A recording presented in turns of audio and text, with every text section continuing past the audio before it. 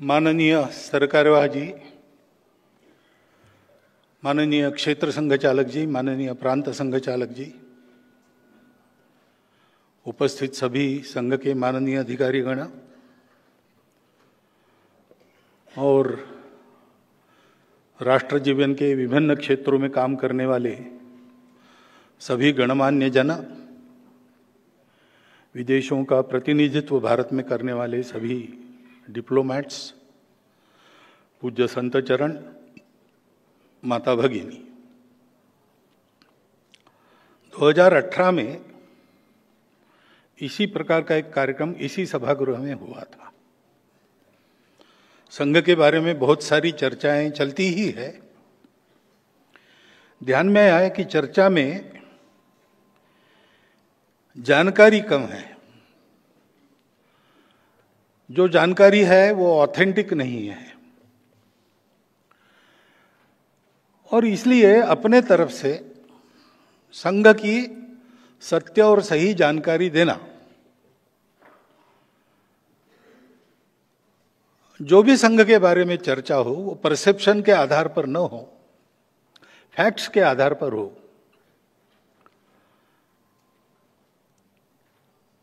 वो मालूम होने के बाद निर्णय क्या करना, निष्कर्ष क्या निकालना, वो तो जो सुनेगा उसका अपना अधिकार है। किसी को कन्विंस नहीं करना है, बस बताना है। इस उद्देश्य से वो संवाद हुआ और वो संवाद अपेक्षाकृत बहुत अच्छी तरह हुआ। संघ के बारे में सत्य जानने के बाद बहुत सी बातें जो मन में बिना कारण थी वो चली गई। उस सभा में आए हुए सब लोग संघ के बन गए ऐसा नहीं कह सकते, लेकिन वो उद्देश्य भी नहीं था। अभी शताब्दी के कार्यक्रमों का विचार जब हो रहा था तब फिर से ये कल्पना आई कि फिर से ऐसा एक संवाद उस समय एक ही स्थान पर हुआ था, देश में 4 स्थानों पर हो ताकि अधिक लोग उसमें सहभागी हो सके, बाद में प्रश्न पूछ सके। लेकिन जो पहले बताया उस समय भी मीडिया ने बहुत अच्छी तरह उसको सारे देश में पहुंचाया था, तो वही सारी बातें फिर से बतानी है क्या?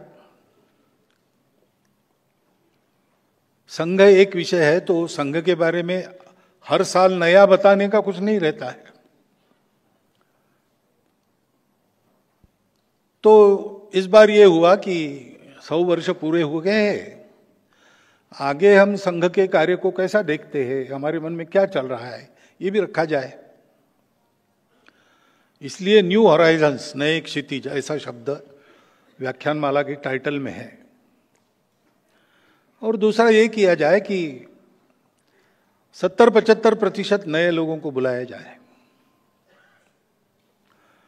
तो इसलिए जो 2 व्याख्यान होने वाले हैं उसमें आज के व्याख्यान में संघ के बारे में मैं बताऊंगा। पिछली बार जो 2 भाषणों में बताया वो एक भाषण में बताऊंगा।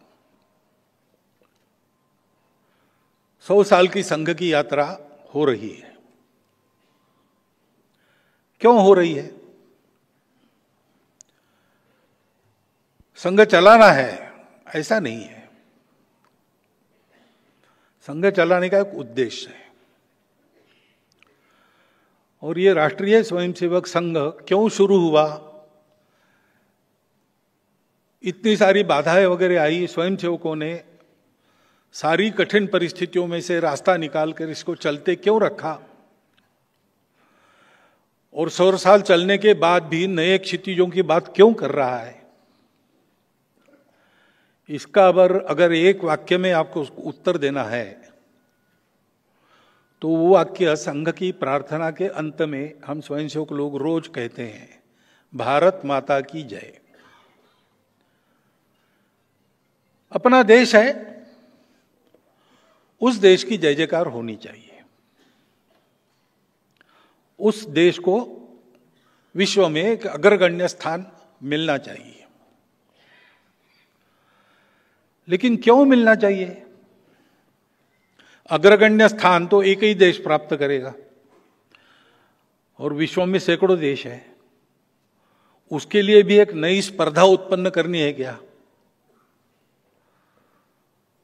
तो ऐसा कोई इरादा नहीं है, लेकिन उसके पीछे एक सत्य है। दुनिया में इतने देश है, क्यों है? विश्व बहुत पास आ गया है। अभी ग्लोबल बात होती है। विश्व पास आ गया है, इसलिए ग्लोबल विचार करना ही पड़ता है। तो एक देश के बड़े होने का महत्व क्या है? तो यद्यपि सारे विश्व का जीवन एक है, मानवता एक है, फिर भी वो एक जैसी नहीं है। उसके अलग अलग रूप है, अलग अलग रंग है। और ऐसा होने के कारण विश्व की सुंदरता बढ़ी है, क्योंकि हर एक रंग का अपना अपना कंट्रीब्यूशन है, योगदान है। और अगर विश्व के इतिहास को देखते हैं तो स्वामी विवेकानंद का वो कथन कि every nation has a mission to fulfil, प्रत्येक राष्ट्र को एक मिशन होता है दुनिया में जो फुलफिल करना है।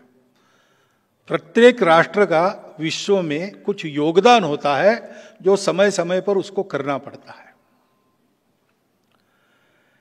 वैसे भारत का भी अपना एक योगदान है। विश्व के किसी देश को बड़ा होना है, अपने बड़प्पन के लिए नहीं होना है, उसके बड़े होने से विश्व के जीवन में जो एक आवश्यक नई गति चाहिए वो पैदा होती है, उसका उस प्रकार का योगदान होता है। इसलिए योगदान करने लायक उसको बनना है, इसलिए बड़ा होना है। और इसलिए संघ के निर्मिति का प्रयोजन भारत है, संघ के चलने का प्रयोजन भारत है, और संघ की सार्थकता भारत के विश्व गुरु बनने में है। क्योंकि भारत का एक योगदान दुनिया में हो, योगदान उसको देना है, उसका समय आ गया है। इसके बारे में कल हम अधिक चर्चा करेंगे। परंतु ये भारत के उत्थान की शुरुआत कब हुई? तो एक धीमी और लंबी प्रक्रिया है जो अभी भी चल रही है। हमारे इतिहास में हम जानते हैं कि हम वैभव के शिखर पर थे, स्वतंत्र थे, फिर आक्रमण हुए, हम परतंत्र हुए, और 2 बार बड़ी परतंत्रता झेलकर हम स्वतंत्र हुए। उस परतंत्रता में से मुक्त होना ये पहला काम था। अपने देश को बड़ा करना है तो स्वातंत्र्य आवश्यक है। श्रृंखलाओं में बंधा आदमी स्वतंत्रता प्राप्त नहीं कर सकता, और इसलिए अपने लिए कुछ कर भी नहीं सकता है। तो ये स्वातंत्र्य के लिए प्रयास शुरू हुए, और एक व्यापक अखिल भारतीय प्रयास, उसके लिए युद्ध 1857 में हुआ। वह युद्ध कुल मिलाकर विफल हुआ, और उस विफलता के कारण देश में विचार शुरू हुआ कि यह हमारा देश है, हमारी जनसंख्या प्रचंड है, हमारे अपने राजा महाराजा है, हजारों मील दूर से आकर मुट्ठी भर लोग जो इस देश को जबरदस्ती चला रहे थे, उनके सामने हम हार कैसे गए, हार क्यों गए? तो बहुत आशावादी लोगों का उत्तर था कि इस बार हार गए तो क्या हो गया, फिर से एक बार ऐसा ही प्रयास करना चाहिए, सशस्त्र क्रांति। तो एक धारा वो फिर से बह चली, क्रांतिकारकों की धारा। देश के लिए अपना जीवन, अपना यौवन हवन करने वाले लाखों उदाहरण उस धारा में से निकले, जो हम सब के आज भी प्रेरणा स्रोत है, आदर्श है जीवन के बारे में। देश समर्पित जीवन कैसा होता है।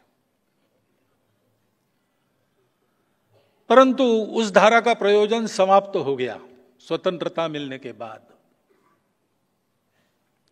और इसलिए सावरकर जी उस धारा के एक दैदीप्यमान रत्न थे। उन्होंने स्वतंत्रता के बाद पूना में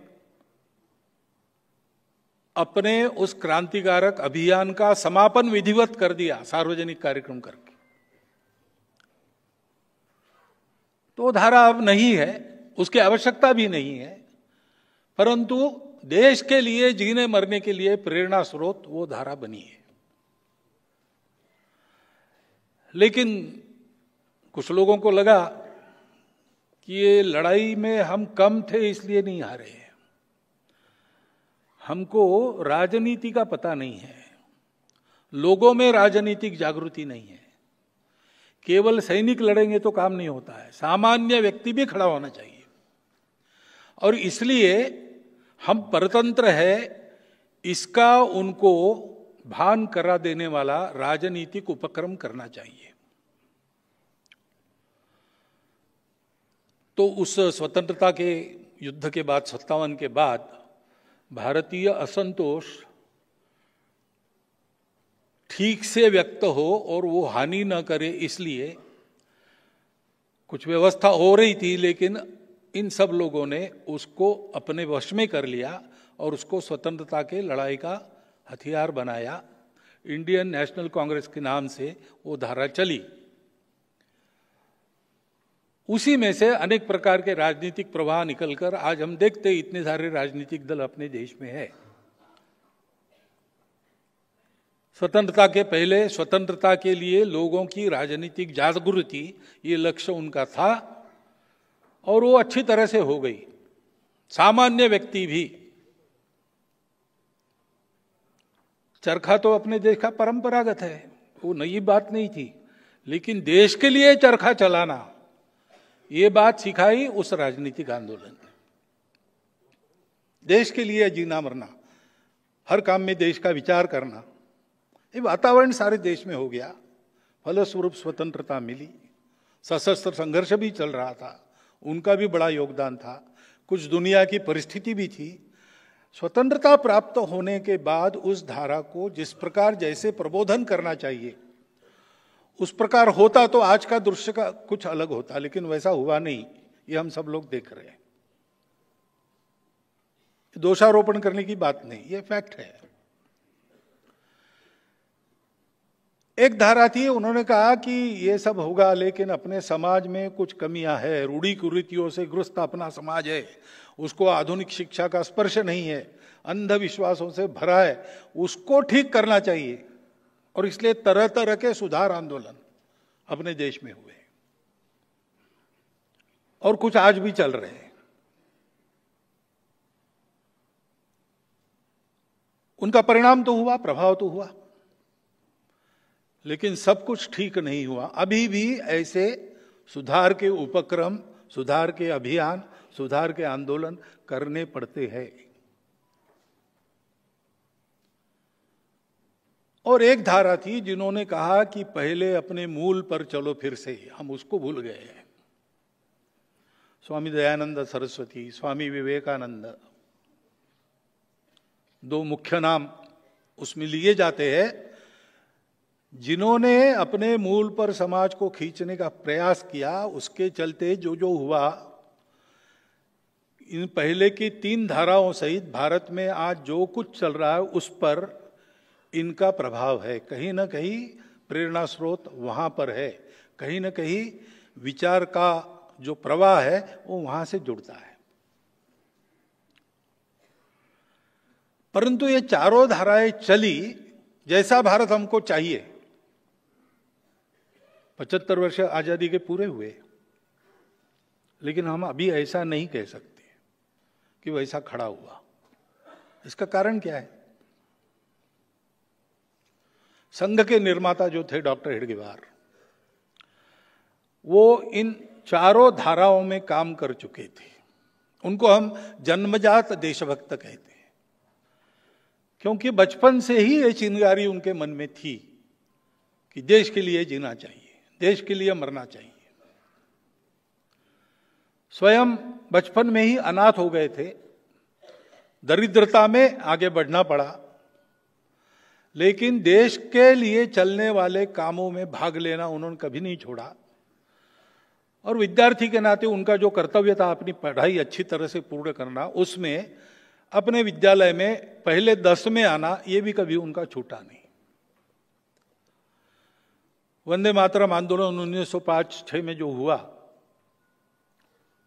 उस समय उन्होंने नागपुर के सारे विद्यालयों में उस आंदोलन का संगठन किया। जब इंस्पेक्टर लोग स्कूल इंस्पेक्शन के लिए आते थे तो हर क्लास में उनका स्वागत वंदे मातरम से होता था। चिढ़कर उन्होंने सारे विद्यालय बंद कर दिए। कौन इसके पीछे पता लगाने का प्रयास किया। 4 महीने स्कूल बंद रहे, पता नहीं लगा।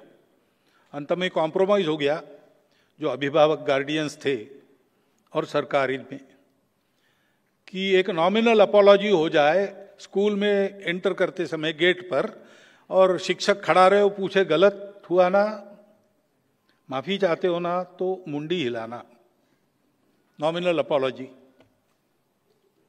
स्कूल शुरू हुए, लेकिन 2 छात्र नागपुर के थे जिन्होंने ये भी करने का इनकार कर दिया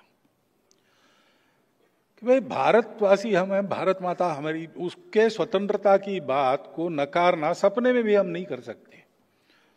वो हमारा श्रद्धा स्थान है, वंदे मातरम कहना ये हमारा अधिकार है, और इसलिए हम सपने में भी उसको ना नहीं कर सकते, तो हम माफी कैसे मांगेंगे। तो स्वाभाविक वो दोनों रस्टिकेट हुए। उसमें एक डॉक्टर एडीवार थे जो बाद में डॉक्टर बने।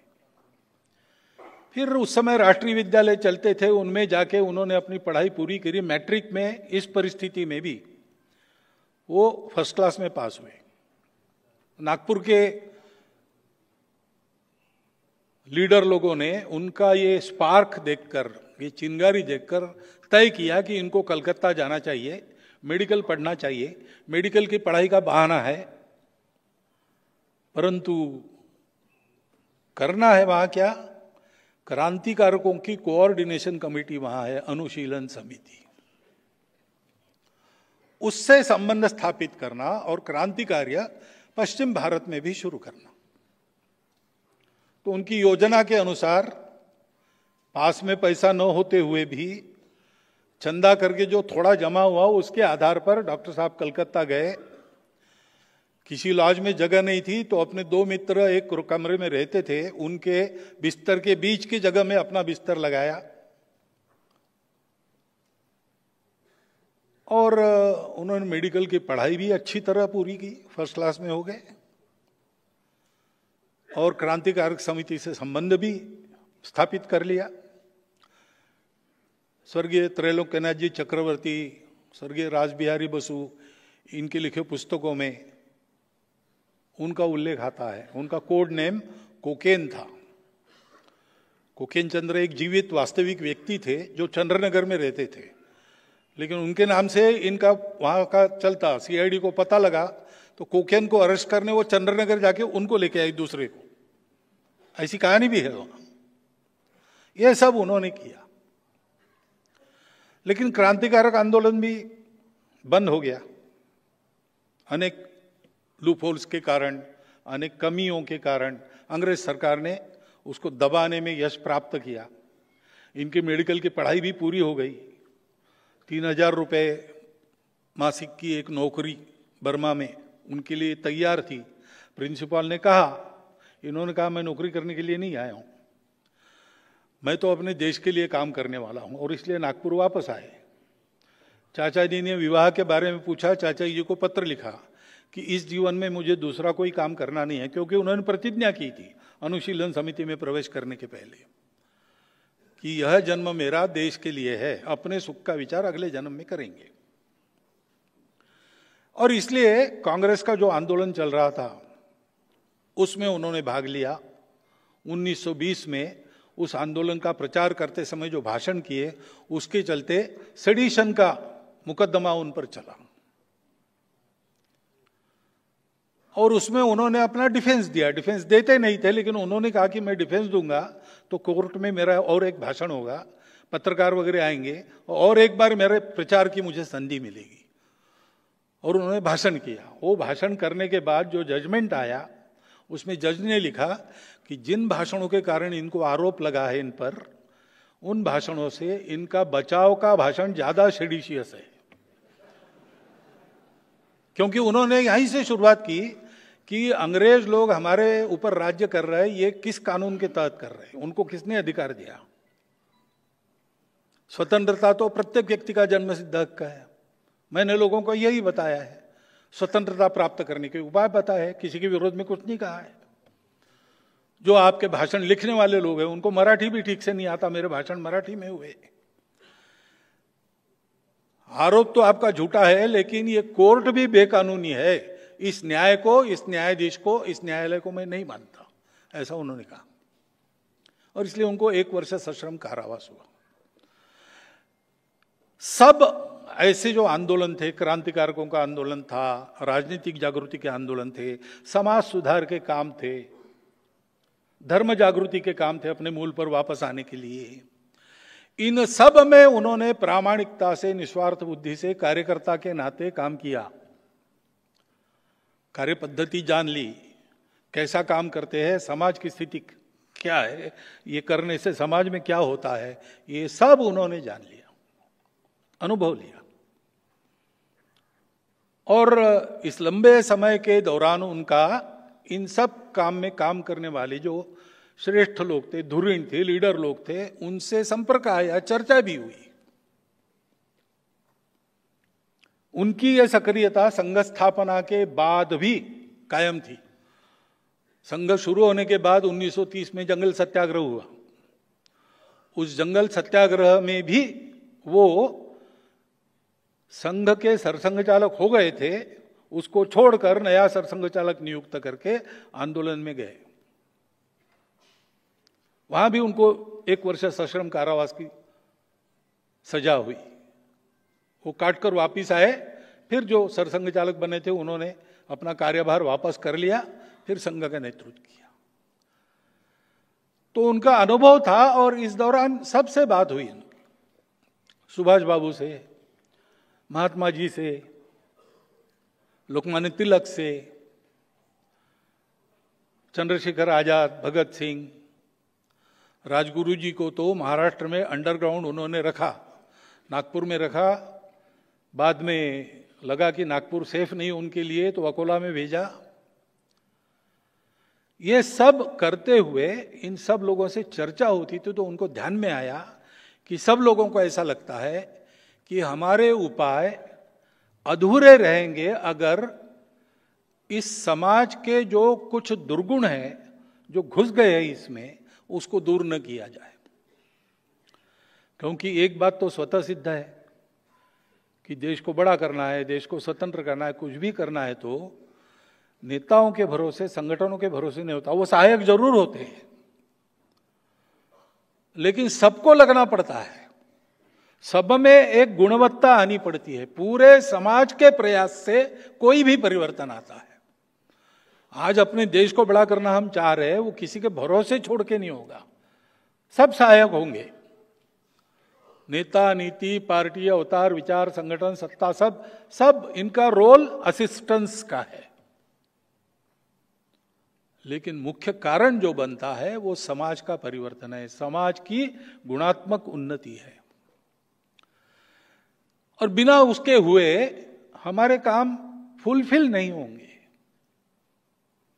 जो इश्यूज लिए हैं वो शायद रिजॉल्व हो जाएंगे, लेकिन वो फिर से खड़े नहीं होंगे, इसकी कोई गारंटी नहीं। क्योंकि स्वतंत्रता की बात ले तो हम देखते हैं कि कितना लंबा ताता है आक्रामकों का। हर बार कोई आता था, हमको देखते देखते जीत लेता था, फिर हम जागरूक होकर उसको खदेड़ देते थे, दूसरा आता था। ये सब बार बार क्यों होता है? क्योंकि कुछ ऐसे दोष है जिनको निकालना चाहिए, कुछ ऐसे गुण है जिनको विकसित करना चाहिए। और इसलिए ये काम किसी को करना पड़ेगा। हम लोग नहीं कर सकते क्यों नहीं, हमने अपना अपना काम चुन लिया है।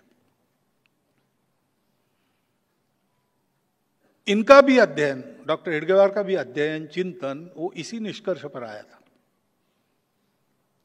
जिन महानुभावों के मैंने नाम लिए हैं उन सबको आप पढ़ लीजिए तो आपको ये भाव मिलेगा। उसके बारे में बहुत लोगों ने लिखा है। स्वदेशी समाज नाम का श्री रविन्द्रनाथ ठाकुर जी का निबंध पढ़िए। उसमें उन्होंने कहा है कि समाज की जागृति राजनीति से नहीं होगी। हमारे समाज में समाज का स्थानीय नेतृत्व खड़ा करना पड़ेगा। उन्होंने शब्द किया है नायक।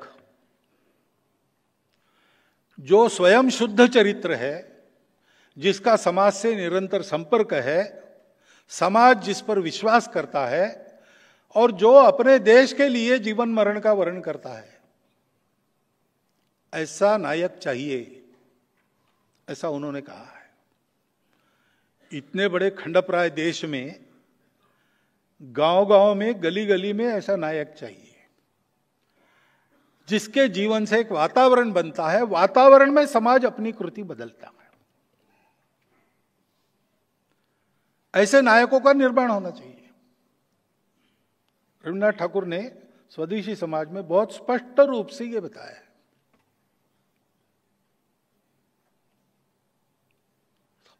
इन सब के बोलने में, लिखने में ये बात आई है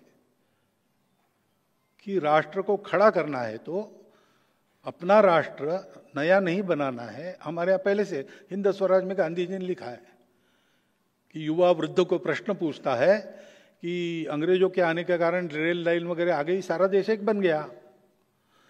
तो वृद्ध के रूप में वो गांधी जी उत्तर देते हैं हिंद स्वराज में कि ये भी बात तुमको अंग्रेजों ने ही सिखाई है। अंग्रेजों के आने के बहुत पहले हमारा देश एक था। तो हमारे देश का अस्तित्व ये बहुत प्राचीन है। परिस्थितियां बदलती है, उसमें परिस्थिति बदलती है, इसलिए वो एकत्व नहीं बदलता। स्वदेशी समाज में ही रविन्द्रनाथ जी ने लिखा है कि कोई नया व्यक्ति हम में आने से हम भारत के लोग डरते नहीं, क्योंकि सबके प्रति अपनेपन का हमारा स्वभाव है। इस देश में हिंदू, मुसलमान, बौद्ध आदि आदि आपस में संघर्ष नहीं करेंगे। इसी देश के लिए जिएंगे, इसी देश में मरेंगे। आपस में संघर्ष करते करते कोई एक हल वो इसका निकाल लेंगे और साथ में जिएंगे। आगे वो कहते हैं कि ये हल अहिंदू न होकर विशिष्ट रूप से हिंदू होगा। ये उन्होंने लिखा है। उस शब्द के बारे में क्या है बाद में बताता हूं मैं। परंतु यह विचार सब में था कि अपना देश प्राचीन समय से एक है, अपने समाज को उन्नत बनाना चाहिए। वो सदा के लिए संकट परंपरा का निवारण करने का एकमात्र उपाय है। लेकिन फुर्सत नहीं है, तो डॉक्टर हेडगेवार ने सोचा कि किसी को फुर्सत नहीं है तो मैं इसके प्रयोग करता हूं। ये बात उन्होंने त्रैलोक्यनाथ चक्रवर्ती जी को बहुत पहले 1911 से 14 वो कलकत्ता में रहे शायद, उस समय बताई थी। और नागपुर वापस आने के बाद मेडिकल की पढ़ाई पूरी करके आंदोलनों में भाग लेते लेते उन्होंने इसके कई प्रकार के प्रयोग किए कि ये कैसे हो सकता है, संपूर्ण देश को जोड़ा कैसे जा सकता है, संपूर्ण देश को बड़ा कैसे किया जा सकता है, देश के व्यक्ति में गुणवत्ता का निर्माण कैसे किया जाता है। इसके अनेक प्रयोग किए उन्होंने भारत सेवाश्रम संघ के काम को देखा था। वो जिस अनुशीलन समिति के सदस्य थे उनके भी कई ऐसे मनुष्य निर्माण के कार्यक्रम चलते थे। ये सारा अनुभव लेकर उन्होंने एक चिंतन किया, एक उपाय निकाला, उसका प्रयोग किया। और उस प्रयोग के यशस्वी होने के बाद उसकी चर्चा की। उनके जो तरुण साथी सार्वजनिक जीवन में सक्रिय तो थे ही, तो बहुत सारे तरुण उनके व्यक्तित्व के कारण उनके साथ रहते थे, उनसे चर्चा की और 1925 में घोषणा की। 100 वर्ष हम आज मना रहे, लेकिन प्रत्यक्ष ये इस संघ का बीजारोपण उसके कई वर्ष पहले डॉक्टर साहब के मन में हुआ था।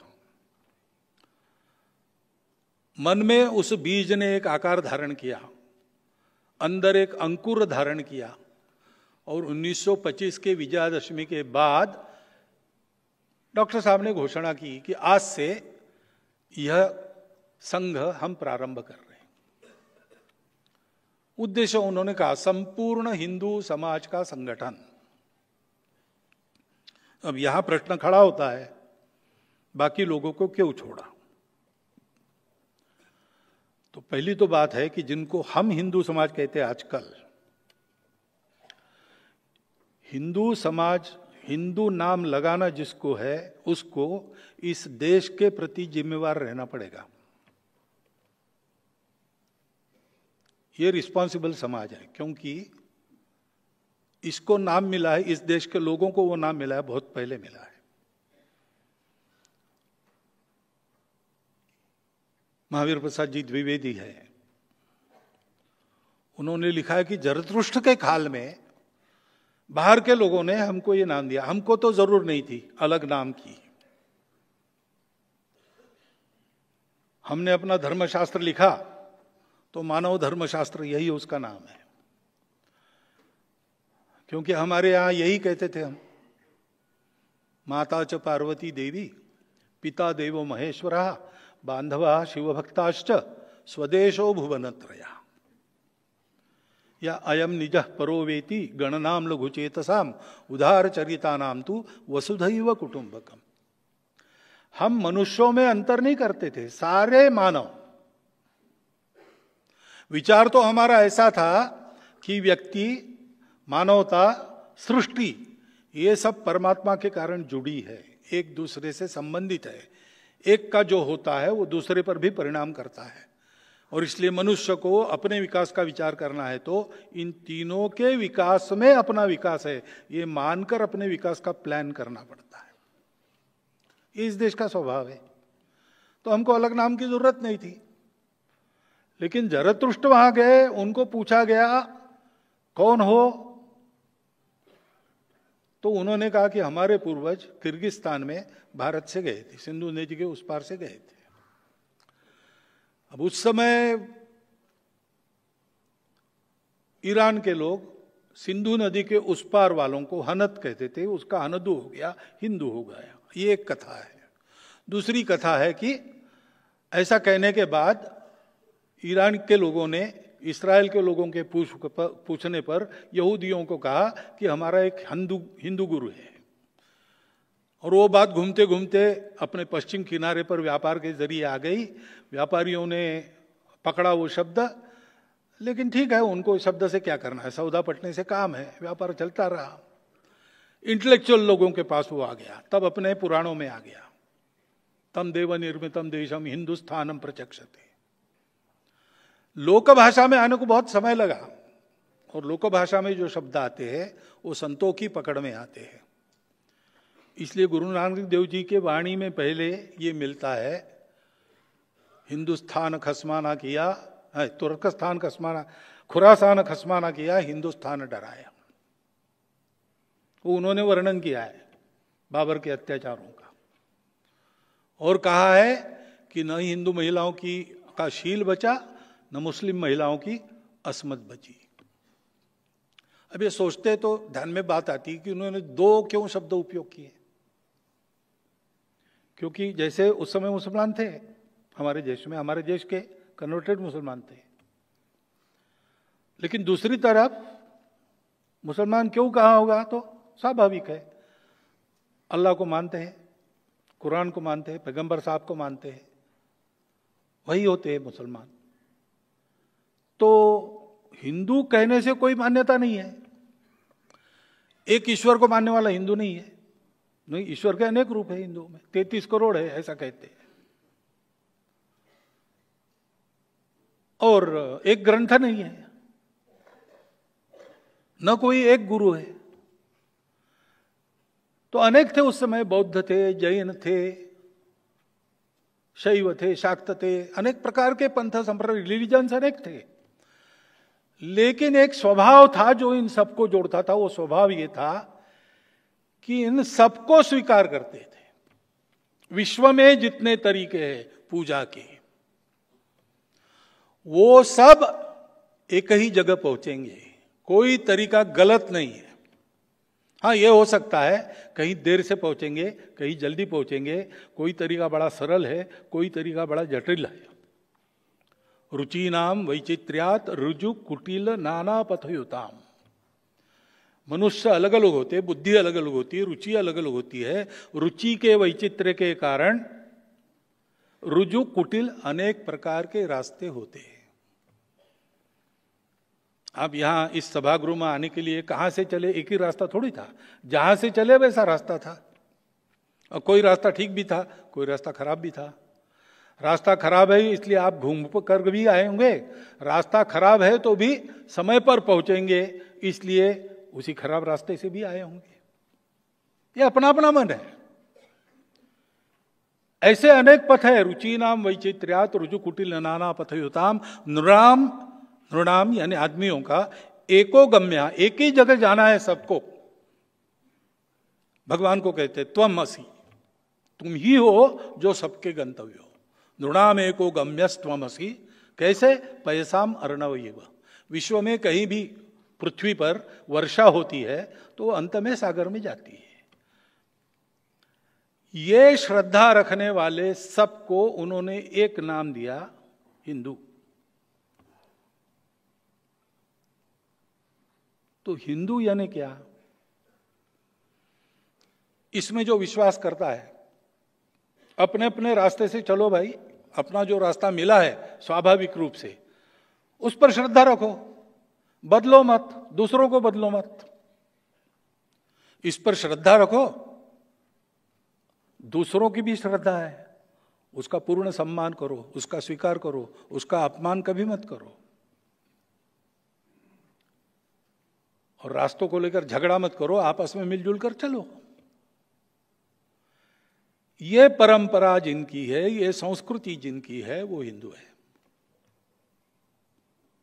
और ये परंपरा संस्कृति ऐसी क्यों बनी? इसका कारण भारतवर्ष है। भारत का भूगोल ऐसा था कि हम प्रोटेक्टेड थे चारों तरफ से। पहले आक्रामक आते ही नहीं थे, कौन आएगा? सागर लांघकर कौन आएगा? वो जहाज नहीं थे, तो इतनी बर्फीली चोटियां लांघकर कौन आएगा? पूरा सैन्य लेकर तो नहीं आ सकता। इसलिए हम सुरक्षित थे। और अंदर भरपूर था, जनसंख्या भी इतनी नहीं थी जितनी आज है। और इसलिए सब लोग इस वृत्ति के बने कि भाई मिलजुल कर रहो, फालतू झगड़ा क्यों करते हो? दुनिया को शायद परिस्थिति मिली होगी स्ट्रगल फॉर एग्जिस्टेंस और सर्वाइवल ऑफ द फिटेस्ट इसकी, लेकिन हमारे प्राचीन समय में भारत में ये स्थिति नहीं थी। There was no struggle, it was abundant for everybody. और जो परंपरा थी उसमें संयम था,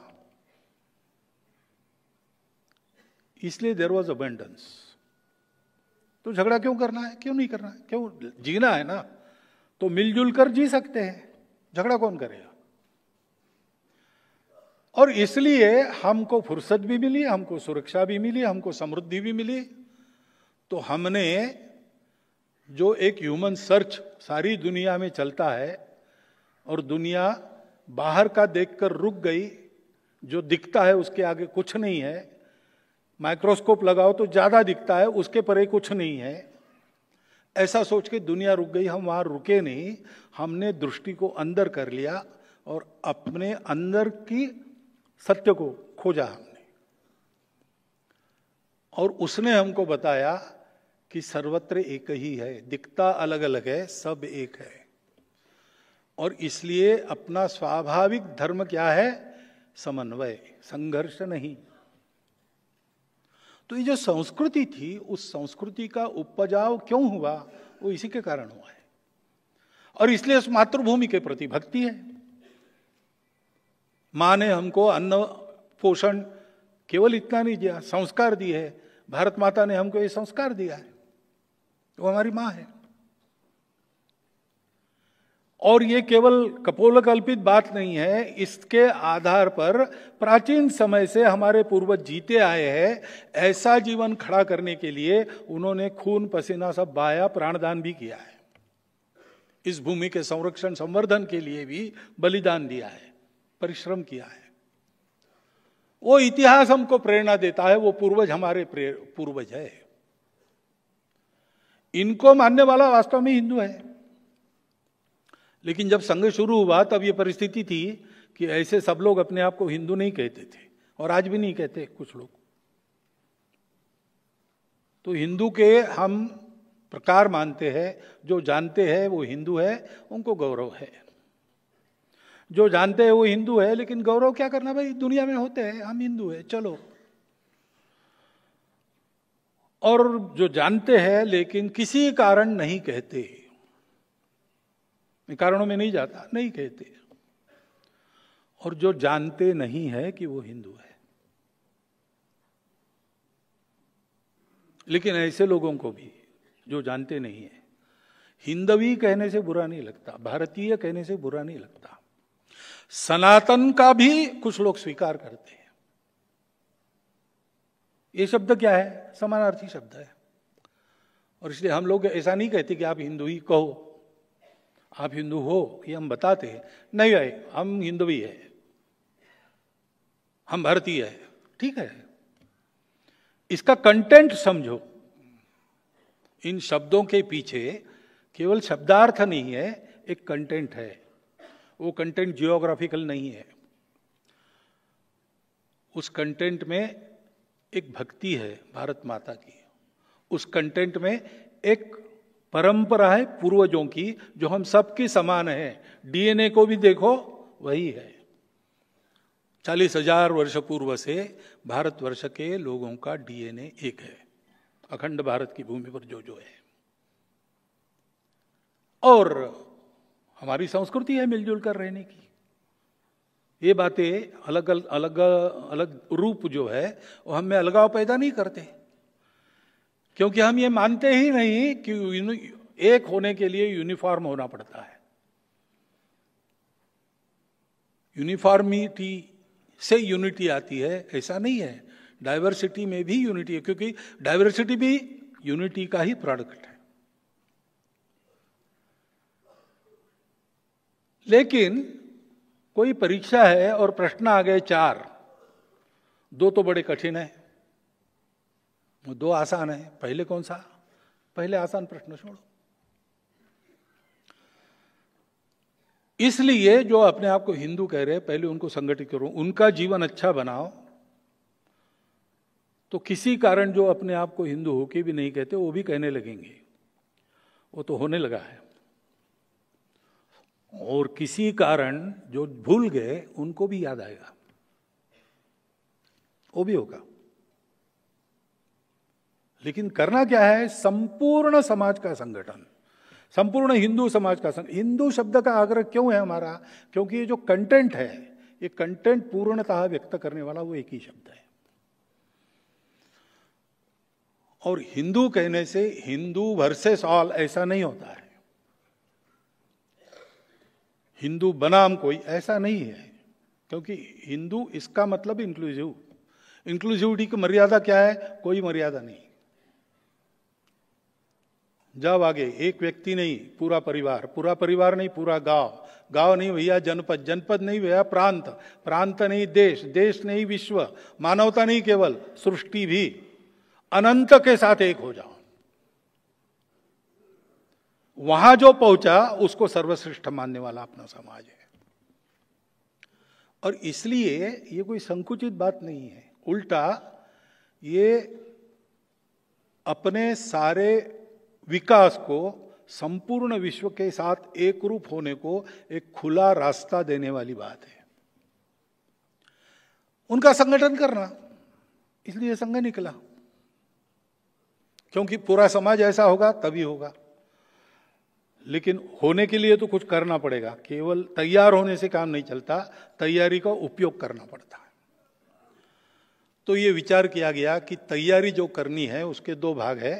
एक तो मनुष्य को तैयार करना, दूसरा मनुष्यों ने काम करना। तो जो मेथोडोलॉजी डेवलप हुई मनुष्यों को बनाने की, उस पर लगकर काम करने वाला एक संगठन, राष्ट्रीय स्वयंसेवक संघ, उसको दूसरा कुछ नहीं। उसकी शाखा है, उसके स्वयंसेवक है, और बाकी सब जो होना है तैयारी के चलते वो करने वाले स्वयंसेवक रहेंगे। संघ के नाते उसमें जाएगा नहीं। स्वयंसेवक बहुत है, संघ चलाने के लिए जो लगते हैं उनको छोड़ दिया तो भी बहुत सारे स्वयंसेवक है, वो सक्रिय हो जाए, समाज जीवन में जहां जिसकी आवश्यकता है वो करेंगे। ये तो सपने से भी ज्यादा दुष्प्राप्य बात लगती थी। स्वयंसेवक भी पूछते थे कैसे होगा, डॉक्टर साहब कहते थे होगा, संघ कुछ नहीं करेगा, सब कुछ होगा, और हो रहा है। अनेक क्षेत्रों में अपने स्वयंसेवक काम कर रहे हैं। वो जो विचार मिला है, जो संस्कार मिला है, उसके आधार पर उस क्षेत्र की आवश्यक है वहां पुनर्रचना करके आगे बढ़ रहे हैं।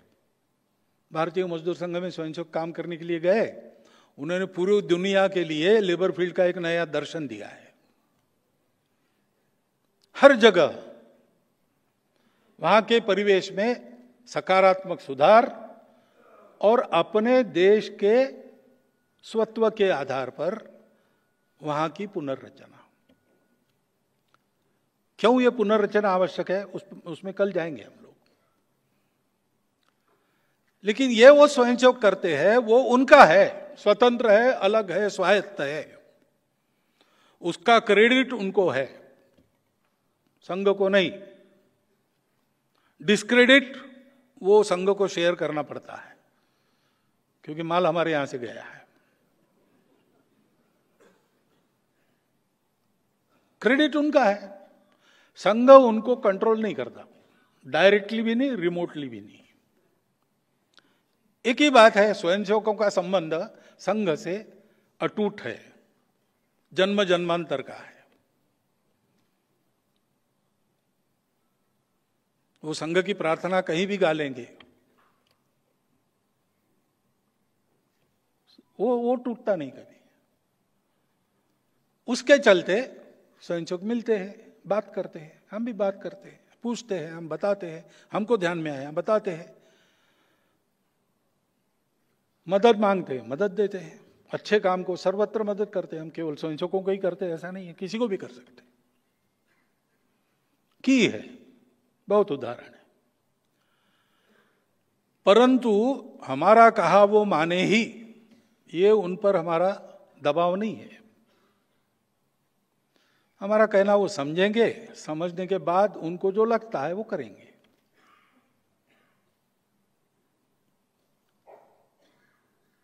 क्योंकि उनके क्षेत्र में वो काम कर रहे हैं, उनका अनुभव है, उनकी एक्सपर्टाइज है। हमारी नहीं है ऐसा नहीं है, लेकिन करना तो उनको है। जो करने वाला है उसको जो स्वतंत्रता मिलनी चाहिए करने की, तो उनको मिलती है। और संगठन में केवल स्वयंसेवक नहीं है, उनके साथ बहुत सारे लोग हैं। संगठन तो संघ के नहीं है, वो जनता के है। स्वयंसेवकों ने खड़ी की है, अथवा पहले से जो थे उसमें स्वयंसेवक है, उसमें उनका प्रभाव कम ज्यादा होता है। अन्य लोग भी साथ है, सबको साथ लेके चलाना स्वयंसेवक के नाते यही सिखाया हमने। मतभेद हो तो भी मनभेद न हो, साथ में लेकर सबको चले, ये स्वभाव सबका रहे, इसी को तो संगठन कहते हैं। हमारी अपेक्षा उनसे ये संगठन ठीक रहे, स्वयंसेवक ठीक रहे, वो करते हैं, हम बताते रहते हैं। वो स्वतंत्र, अलग, स्वायत्त और धीरे धीरे स्वावलंबी होते हैं। मदद मांगने की स्थिति नहीं रहती उनकी। विचार, संस्कार और आचार ये ठीक रहे, इतनी हम स्वयंसेवक की चिंता करते हैं। संगठन की चिंता वो करते हैं, वो हमारी नहीं है। इस प्रकार हम आगे जाते हैं, और ये हमको एक दबाव गुट नहीं बनाना है सबका मिलके। भारत में, पूरे भारत में सबको संगठित करने के लिए संघ है। तो आपको भी अनुभव आया होगा कि 30 साल 40 साल पहले शायद आप में से बहुत लोग संघ के घुर विरोधी रहे होंगे और शायद उनमें से कुछ लोग आज संघ के समर्थक बन गए। आप घुर विरोधी थे तब भी अपने थे, और आज हमारे हैं तब भी अपने ही है। एक देश है, 142 करोड़ का देश है, कितने मत होंगे? बहुत मत होते हैं। मत अलग होना ये अपराध नहीं, ये तो प्रकृति ने दिया हुआ गुण है। अलग अलग विचार एक साथ जब सुनते हैं और कोई सहमति बनती है तो उसमें से प्रगति होती है। अंग्रेजी में एक वाक्य बताते, coming together, staying together and working together. Coming together is beginning, staying together is progress and working together is success. तो ये जो बात है इसको संगठन कहते हैं, और पूरे समाज का ही हमको संगठन करना है। क्योंकि संघ के मन में ये बात है कि अगर इस देश में ऐसा लिखा गया कि भाई संघ के कारण देश बच गया या देश का उद्धार हो गया, तो ये हमारे लिए ठीक नहीं है, कि ये हम करना नहीं चाहते। ये करना चाहते तो बहुत है। पहले से रावण से त्रस्त दुनिया, राम नहीं होते तो क्या होता, शिवाजी नहीं होते तो क्या होता। अरे भाई, कब तक आएंगे शिवाजी, कब तक आएंगे राम? भगवान भी God helps those who help themselves. हमको इसके कारण जो ठेका देने की आदत लग गई है, नेता को ठेका दो, पार्टी को ठेका दो, सरकार को ठेका दो, तुम देश का कल्याण करो। हम क्या करेंगे? हम तुम जो कर रहे हो उसमें से मीन मेख निकालते चर्चा करते बैठेंगे। ये ठीक नहीं है। देश का जिम्मा हम सबका मिलकर है। जैसे हम हैं वैसे हमारे प्रतिनिधि होंगे, वैसे हमारी पार्टियां होंगी, वैसे हमारे नेता होंगे। तो हम अच्छे बने और हम करें देश के लिए संपूर्ण समाज का संगठन। इसके लिए हम कहते प्रार्थना में, विजय त्रिच न संहता कार्य शक्ति। हमारी संगठन शक्ति के आधार पर, हमारी यानी किसकी? संपूर्ण हिंदू समाज की। क्योंकि हमने परिचय दिया है उसके पहले, वयम हिंदू राष्ट्रांग भूता, हम हिंदू राष्ट्र के अंगभूत है। तो पूरी हिंदू समाज का दायित्व है, तो पूरा हिंदू समाज ऐसा बनना चाहिए। हमारी संगठित कार्य शक्ति यानी पूरे समाज की संगठित कार्य शक्ति। और हिंदू राष्ट्र की बात करते हैं हम, तब भी प्रश्न खड़े हो जाते हैं। क्योंकि राष्ट्र का हम ट्रांसलेशन करते नेशन, वो कंसेप्ट वेस्टर्न कंसेप्ट है। नेशन के साथ स्टेट जुड़ता है, राष्ट्र के साथ स्टेट आवश्यक नहीं है। हमारा राष्ट्र है पहले से। हिंदू शब्द निकाल के आप विचार करो, हमारा राष्ट्र पहले से। गांधी जी ने भी कहा है, एक राष्ट्र के नाते हम लड़े, बार बार लड़े। उत्तर से दक्षिण, पूर्व से पश्चिम हमारा संचार रहा है। पूरे देश के साथ हमारी सेंसिटिविटी जुड़ी है। हम एक राष्ट्र है। इस राष्ट्र में हम सर्वदा स्वतंत्र नहीं थे, लेकिन राष्ट्र था। सदा हमारे राजा नहीं थे। अंग्रेज भी राजा हो गए, तुर्क अरब भी राजा हो गए, लेकिन राष्ट्र था। एक राजा नहीं था, अनेक राजा थे, अनेक राज्य थे, अनेक व्यवस्थाएं थी, लेकिन राष्ट्र था। मंत्र पुष्पांजलि में हम कहते हैं ना, स्वस्ति साम्राज्यम भौज्यम स्वराज्यम वैराज्यम राज्यम पारमेष्ठ्यम महाराज्यम महागणाधिपत्य।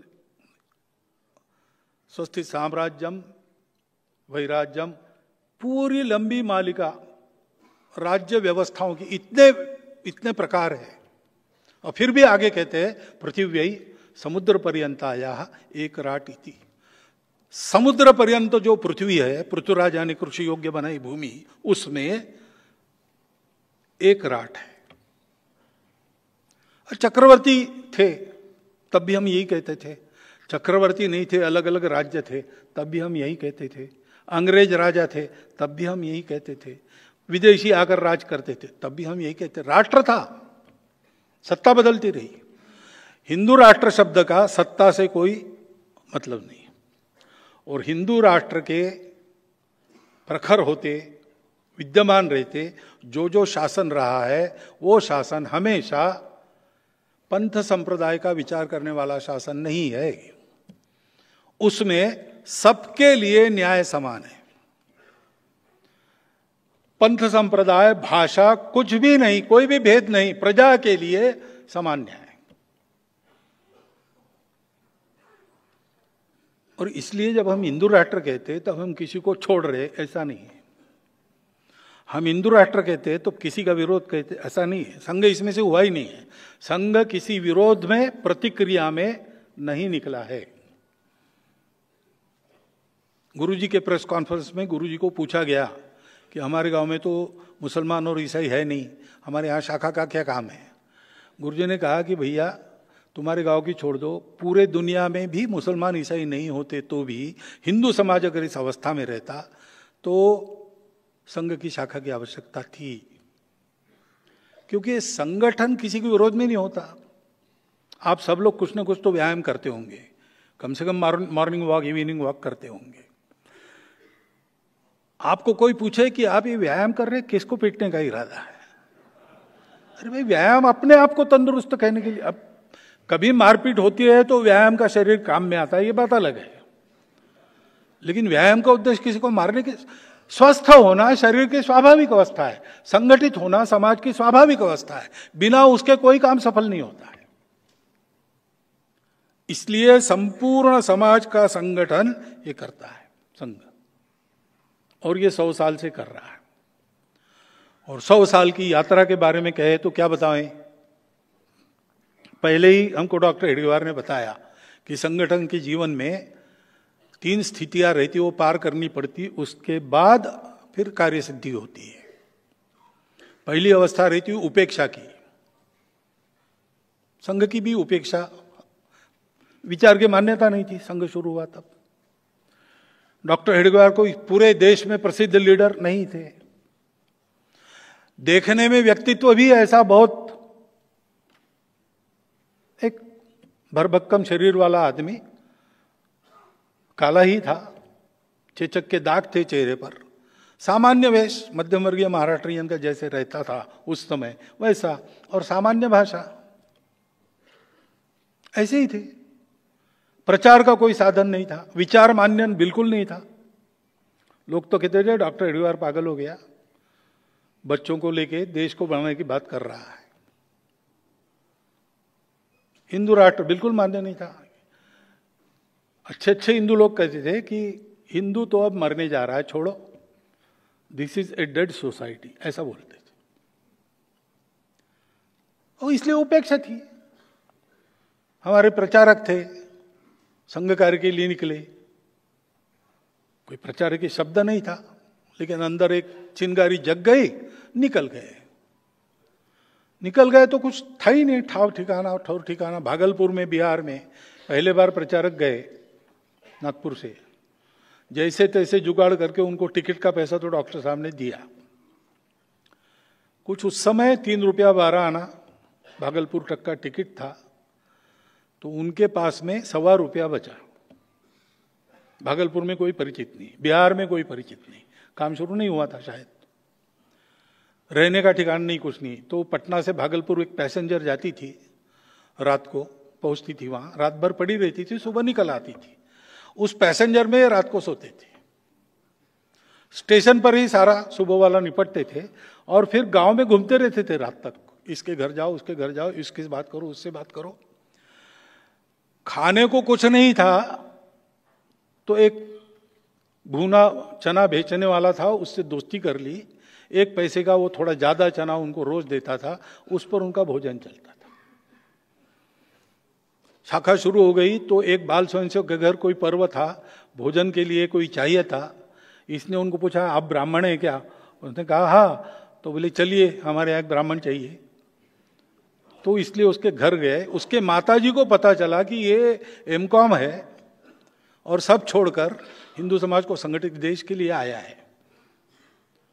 तो उस माताजी ने बताया कि भागलपुर में 11 बजे दोपहर, रात को 8 बजे तुम्हारा भोजन होना चाहिए। कहीं नहीं तो हमारे यहाँ आओ, मैं 11 बजे के बाद 1 घंटा राह देखूंगी, फिर गांव में घूमूंगी, तुम्हारा भोजन हुआ कि नहीं देखूंगी, हुआ होगा तो मैं करूंगी, नहीं तो नहीं करूंगी। अभी अभी मैं वहां क्षेत्र प्रचारक बन के गया, तब मैंने देखा वो जो बालक था 8वीं में उस समय, वो हमारे विभाग संघ चालक बन गए थे, उनके घर में ये चलता था। उस समय तो हमारी ये हालत नहीं थी। एक बड़े प्रसिद्ध नेत्र शल्य विशारद के यहाँ हमारा भोजन था, वहाँ हमारा भोजन हो रहा था। महाशय हमारे विभाग संचालक जी बैठे थे, हमने बोला आइए, तो बोले नहीं मेरा घर में भोजन है। तो फिर जाइए, समय हो गया। क्यों गया? उन्होंने कहा नहीं, आपका भोजन पूरा होने के बाद मुझे रिपोर्ट करना पड़ेगा, तब घर में बहुएं भोजन करेगी। समाज ने हमको संभाला, जैसा संभाला वैसा हम रहे। किसी बात की मान्यता नहीं, एक श्रद्धा लेकर चले, डॉक्टर हेडगेवार पर विश्वास रखकर चले। और फिर विरोध शुरू हुआ। क्या विरोध हुआ? किसी स्वयंसेवी संगठन का इतने लंबे समय तक इतना कड़ा विरोध और कटु विरोध, इसका भी कोई पुस्तक आप देख के तैयार कर सकते हैं। क्या क्या नहीं हुआ। झूठे आरोप मढ़े गए, हत्याएं हुई, संघर्ष हुआ। अपने को बचाने को जितना लड़ना था उतना हम लड़ते थे, लेकिन हमको बताया जाता था ये अपना ही समाज है। गुरुजी के घर पर हमला हुआ फरवरी में 48 में, तो साहब एक स्वयंसेवक रक्षण करने गए, उन सबको गुरुजी ने घर भेज दिया, जाओ अपना समाज है। इस समाज ने जब अपने को सराहा तब अच्छा लगा ना, और वही अगर मारने को आता है तो मेरे घर के आंगन में मेरा रक्त बहेगा, समाज का नहीं बहेगा। आप सब लोग जाओ वापस। ये वृत्ति थी, क्योंकि आधार क्या है हमारा? संघ के कार्य का आधार कोई विरोध, कोई प्रतिक्रिया नहीं, शुद्ध सात्विक प्रेम हमारे अपने कार्य का आधार है। जिस आधार पर हम विविधता में एकता देखते हैं वो तो सत्य रूप है, प्रेम रूप है, करुणा रूप है। संघ के स्वयंसेवकों ने हमेशा यही मन में बात रखी कि ये सब होगा, लेकिन सब अपने हैं। और जैसा मैं कहता हूं, संघ हिंदू के नाते चलता है, तो हिंदू का ये अपनापन केवल हिंदू के लिए नहीं है, वसुधैव कुटुंबकम है। वही बीज रूप में हम परिवार में अपनेपन के आधार पर चलते हैं। हम गांव को अपना गांव मानकर चलते हैं, देश को अपना देश मानकर चलते हैं। ये क्रमिक विस्तार हमारा होता है। ये मनुष्य जीवन के क्रमिक विकास का आलेख है। ये ध्यान में रखकर स्वयंसेवकों ने हमेशा बरता है। पास में कुछ नहीं था, स्वयंसेवकों की निष्ठा, स्वयंसेवकों की श्रद्धा, उनका विश्वास, इसके आधार पर संपूर्णतः स्वयंसेवकों के आधार पर हम चले। हमने अपने पद्धति में भी यही रखा है, संघ को स्वयंसेवक चलाएंगे। हम परावलंबी नहीं हैं, हम सब मामलों में स्वावलंबी है। Main money and ammunition. हमारे पास कार्यकर्ता नहीं थे, हमने रेडीमेड कार्यकर्ता नहीं लिए, हमने अपने कार्यकर्ता खुद बनाए, वो बन रहे हैं। कार्यकर्ता बनते हैं, वो शाखाएं चलाते हैं, शाखाएं चलती है, कार्यकर्ता बनते हैं, वो बनते हैं, अधिक शाखाएं खुलते हैं, अधिक कार्यकर्ता बनते हैं। पैसा हमारे स्वयंसेवक साल में एक बार गुरु दक्षिणा करते हैं। संघ को चंदा नहीं देते, दान नहीं देते। देश के लिए समर्पित होने की मेरी प्रतिज्ञा है। तो वास्तव में समर्पण मेरा कितना भावना की दृष्टि से कितनी उत्कटता पर है, इसका टेस्ट करते हैं। वो साल भर जमा करते हैं, बढ़ता रहे इसलिए सब्जी खाना छोड़ देते हैं, दाल खाना छोड़ देते हैं, चाय पीना बंद कर देते हैं। बच्चा अपना एक एक पाई कहीं से मिले जमा करके उसको गुरु दक्षिणा में डालता है। शामू पवार नाम का स्वयंसेवक था, 9वीं में पढ़ता था। माता पिता दोनों मजदूर थे, रोज की रोटी रोज बनती थी, रोज की कमाई से। ऐसा घर, ऐसी झोपड़ी, घर का। और गुरु दक्षिणा में उसके गण ने तय किया कि देखो प्रत्येक ने 21 रुपया गुरु दक्षिणा तय करनी चाहिए। अपने गण का ये टारगेट है। तो उसने माताजी से मूंगफली बनवाई, चीना बादाम या क्या, सॉल्टेड पीनट्स, और 3 महीना इंटरवल में सिनेमा टॉकीज में जाके वो बेचता था। 21 रुपए जमा हो गए, बंद कर दिया, घर में 21 रुपए रख दिए। 15 दिन बाद था गुरु दक्षिणा समर्पण का कार्यक्रम, घर को बताया गुरु दक्षिणा है। 15 दिन उस घर में जहां हाथ पर उनका पेट था वहां पर वो 21 रुपया पड़ा रहा, किसी ने हाथ नहीं लगाया, उसने वो गुरु दक्षिणा में डाला। एक एक स्वयंसेवक ऐसा करता है। नागपुर में डॉक्टर साहब का स्मारक स्मृति मंदिर खड़ा हुआ, मैं बचपन में शाखा में जाता था तो मुझे याद है वहां एक डिब्बा रखा था। हम कुछ मिलता है, उस समय तो ज्यादा मिलता उलता नहीं था घर से, लेकिन कहीं कभार मिल रहा, कोई मेहमान आ गए, जाते समय कुछ रख दिया हाथ पर, रखते भी ज्यादा नहीं थे, वो पुराना एक छेद वाला पैसा रहता था तांबे का, तो वो हम उस डिब्बे में डालते थे। पूरा रेशमबाग का परिसर जो बना है या कहीं का भी, यहाँ दिल्ली का कार्यालय स्वयंसेवकों ने बनाया, स्वयंसेवक चलाते। संघ को चलाने के लिए संघ किसी के सामने हाथ नहीं पसारता, संपूर्ण स्वावलंबी संगठन है। और इसलिए हम लोग जो है हमारी दृष्टि से विचार करके जो अच्छा लगता है वो बोल सकते हैं, जो खराब लगता है वो भी बोल सकते हैं, लेकिन उस बोलने के पीछे कोई विरोध की भावना नहीं है। ना काहू से दोस्ती, ना काहू से बैर। और दोस्ती कहे तो सब अपने हैं, सबके प्रति प्रेम है। उस प्रेम के आधार पर और स्वयंसेवकों की निष्ठा तपस्या के आधार पर हम यहां पर पहुंचे हैं। कितने बड़े त्याग हुए, कितने बड़े बलिदान हुए हैं, उस पर हम खड़े हैं, ये हम जानते हैं। उनके प्रति मन में, और एक उस भाव का वर्णन मैं नहीं कर सकता, ऐसे भाव हमारे सबके मन में है। और इस संघ को हमको आगे ले जाना है। क्यों ले जाना है? क्योंकि भारत को खड़ा करना है, भारत का अपना योगदान है। वो योगदान क्या है उसकी चर्चा हम कल के व्याख्यान में करेंगे। बहुत बहुत धन्यवाद।